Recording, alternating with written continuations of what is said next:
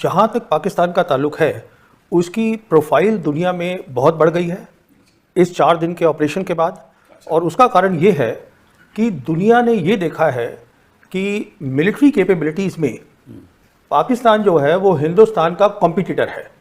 हिंदुस्तान पाकिस्तान के बीच में सबसे इंपॉर्टेंट चीज़ थी एयर वॉरफेयर, और उसमें आप नहीं बता पाए दुनिया को कि क्या हुआ, अभी तक नहीं बताया। द पॉइंट इज आपको बताना है क्या नुकसान हुआ है जी, आपने क्या किया है। तो पार्लियामेंट सेशन में बताएंगे ना, ऐसे तो अब वो पता नहीं जब बताएंगे। ये बातें तभी होती हैं तो दुनिया देख रही होती है। अब हम अपना कुछ भी सोचते रहें, दुनिया देख रही है क्या हुआ है, दुनिया ने अपने नतीजे निकाल लिए हैं कि क्या हुआ है। और तो एग्जैक्ट क्या हुआ रियल टाइम में दुनिया को मालूम है, कुछ नहीं छुपा। अगर छुपा है तो हिंदुस्तान के लोगों को नहीं मालूम। मतलब ये है कि पॉज का है कि अब दोनों को अपनी जो लिमिटेशंस है उसकी तैयारी करनी है।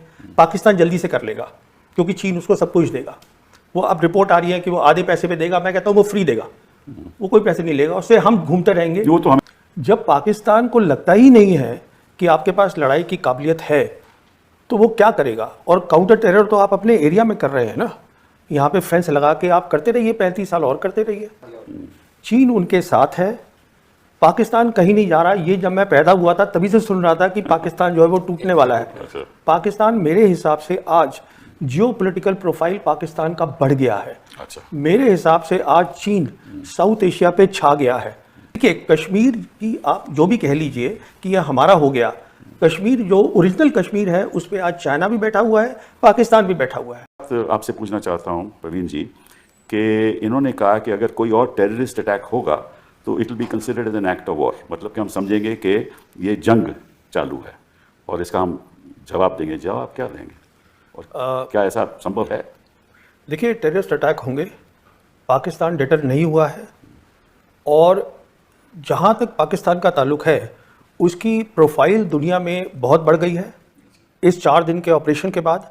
और उसका कारण ये है कि दुनिया ने ये देखा है कि मिलिट्री कैपेबिलिटीज़ में पाकिस्तान जो है वो हिंदुस्तान का कॉम्पिटिटर है।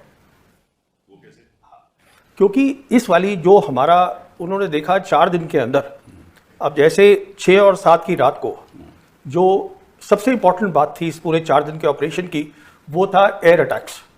6-7 की रात को तो उन्होंने अगले दिन ही एक बहुत बड़ी ब्रीफिंग दी थी पाकिस्तान साइड ने। उनके पाकिस्तान एयरफोर्स के एयर मार्शल औरंगजेब अहमद ने इंटरनेशनल प्रेस को एक ब्रीफिंग दी, एग्जैक्ट बताया कि कैसे हमारे पास इलेक्ट्रोमैग्नेटिक आइडेंटिफिकेशंस थी, कहाँ कहाँ हवाई जहाज थे, पूरी डिटेल्स दी उसकी, हमने क्या किया ये भी बताया बहुत इलाबरेट तरीके से कि हमारी जो एयर वॉरफेयर की जो सोच है, जो स्ट्रैटेजी बोलते हैं, कॉन्सेप्ट बोलते हैं, वो कैसे बदल गया है। हमारी तरफ से चुप्पी थी, आज भी हमारी तरफ से कोई उसको बोलने को तैयार नहीं है। अगर आप इस बात को हटा दें, देखिए अभी एक बात तय है, लड़ाई जो होगी हिंदुस्तान पाकिस्तान की और जब जो हमने यूक्रेन में देखी और गाजा में देखी, 3 चीज़ें खास होंगी। एक होगी एयर पावर, एक होगी मिसाइल्स। मिसाइल के साथ आपको डिफेंसिव सिस्टम्स भी चाहिए, जिसको हम बोलते हैं एयर मिसाइल डिफेंस सिस्टम्स, वो चाहिए काउंटर करने के लिए। और तीसरा ड्रोन्स होंगे। हिंदुस्तान पाकिस्तान के बीच में सबसे इंपॉर्टेंट चीज़ थी एयर वॉरफेयर, और उसमें आप नहीं बता पाए दुनिया को कि क्या हुआ, अभी तक नहीं, ऐसी बात तो नहीं। हमने तस्वीरें भी दिखाई हैं कि इनकी डिफेंस एस्टैब्लिशमेंट में हमने हमला किया, इनको ध्वस्त किया है। नहीं, मैं बात कर रहा हूँ 6-7 की रात को, मैं बात कर रहा हूँ सिर्फ एयरक्राफ्ट की। अच्छा, मैं जैसे आपसे कह रहा हूँ जो 5 एयरक्राफ्ट की बात हो रही है, 5 या 6 जो भी हैं, तो they will lead the air war. जी हाँ, जो हिंदुस्तान पाकिस्तान की अगली लड़ाई होगी वो वहां पर चलेगी, वहां पे तय होगी मेरे हिसाब से।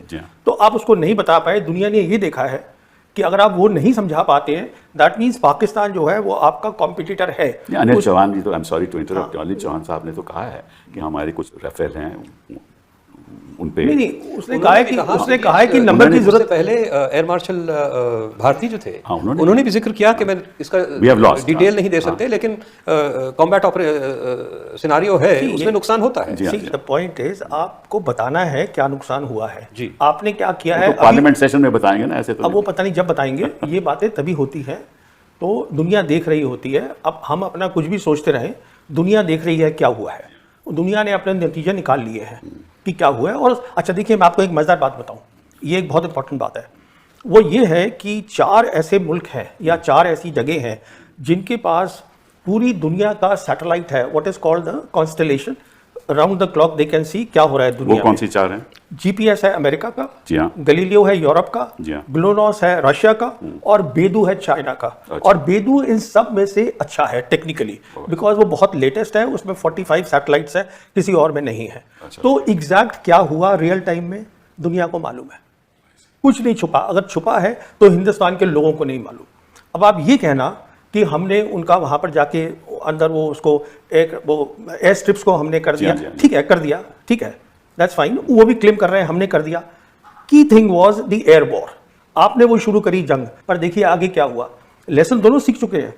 आपने उसको पॉज किया है अभी ऑपरेशन को, प्राइम मिनिस्टर ने। इसका मतलब ये है कि पॉज का है कि अब दोनों को अपनी जो लिमिटेशंस है उसकी तैयारी करनी है।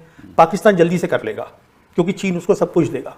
वो अब रिपोर्ट आ रही है कि वो आधे पैसे पे देगा, मैं कहता हूँ वो फ्री देगा, वो कोई पैसे नहीं लेगा, उससे हम घूमते रहेंगे। वो तो हमें डिस्टेबलाइज करना चाहते हैं ना, हाँ, चीन की तो हाँ, राजनीति ही है। पहली बात तो ये है। दूसरी बात क्या है, आपने ये न्यू नॉर्मल जो क्रिएट करा है वो इतना डेंजरस है कि जो वॉर का थ्रेशोल्ड है वो बिल्कुल नीचे आ गया है। क्योंकि अब आप क्या कह रहे हैं न्यू नॉर्मल के अंदर कि आप मिसाइल फायर कर सकते हैं एक दूसरे के अंदर, ड्रोन एक दूसरे के। अगर 2 टेररिस्ट मार दें किसी को, 4 लोगों को या 2 लोगों को, तो will it be N act of war? ये तो कह रहे हैं नहीं, ये तो हम जंग कह का रहे हैं, ऐलान होगा। हम कह दिया कि any act of terrorism N act of war. नहीं, उनके कहने से कुछ नहीं होता है, बिकॉज सवाल ये है कि अगर आप कुछ भी करेंगे एक्ट ऑफ वॉर, देखिए अब आप एक्ट ऑफ वॉर की बात कर रहे हैं, 2019 में क्या हुआ था? 2019 में जब हमने ऑपरेशन किया था बालाकोट का, अगले दिन उन्होंने ऑपरेशन स्विफ्ट रिटॉर्ट किया, मिलिट्री टारगेट्स करे, हमारी एयरफोर्स ने बोला publicly that this was an act of war, कुछ किया कुछ नहीं। तो ये कहने और करने में फर्क होता है। ये जो हुआ है इससे हमारी एयरफोर्स की लिमिटेशंस एक्सपोज हो गई हैं, इसमें पॉज है, डेंजरसली लो थ्रेशोल्ड आ गया है, और मैं समझता हूं जॉन सी भी whichever side gets ready first they will lift the pause. नहीं, बट देखिए इसमें तो हमें थोड़ी दिक्कतें हैं, क्योंकि उनके पास चीन का फुल सपोर्ट है। अगर हम कोई भी जंग में शामिल होते हैं तो हमारे 3 सेक्टर्स पे हमें जंग लड़नी होगी मेरे हिसाब से। एक तो पाकिस्तान की, एक लद्दाख में, और तीसरा बांग्लादेश। नहीं, देखिए आपको जंग 2 जगह लड़नी होगी। जो पाकिस्तान है वो पाकिस्तान अकेला नहीं है।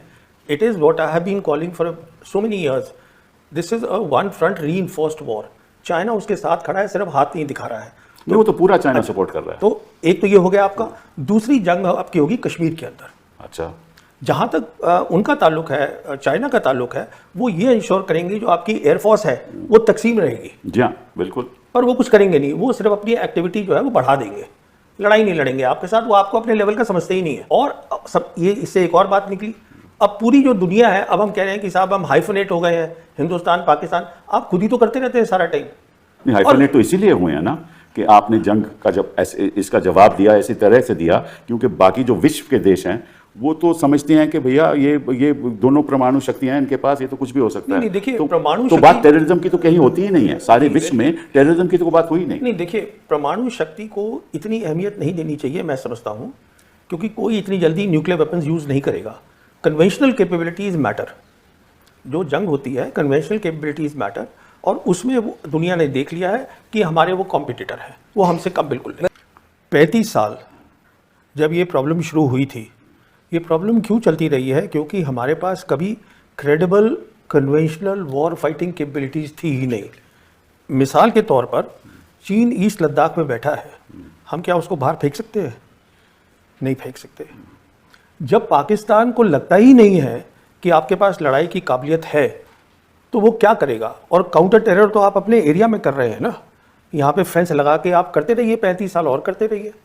वो इसलिए कर रहा है ये सब कुछ। तो कह रहे हैं कि भाई पाकिस्तान अंदर से ही इम्प्लोड हो रहा है। वो नहीं हो रहा है, मैं यही आपसे अर्ज करना चाहता था। उन्होंने अपना डिफेंस बजट 20% बढ़ा दिया है, चीन उनके साथ है, पाकिस्तान कहीं नहीं जा रहा। ये जब मैं पैदा हुआ था तभी से सुन रहा था कि पाकिस्तान जो है वो टूटने वाला है। अच्छा। पाकिस्तान मेरे हिसाब से आज जियोपॉलिटिकल प्रोफाइल पाकिस्तान का बढ़ गया है। अच्छा। मेरे हिसाब से आज चीन साउथ एशिया पे छा गया है, क्योंकि बेल्ट एंड रोड नहीं, तो देखिए ना, अगर वो छा गया है, उनका इस्लामिक पार्टनर इसमें पाकिस्तान है जो कि अरब और मुस्लिम कंट्रीज के साथ बहुत कुछ कर सकता है। और मैं एक और आपसे ये बात कहूँ कि उनकी तैयारी हमसे पहले होगी, और मेरे हिसाब से they will be ready much faster ये पॉज हटाने के लिए।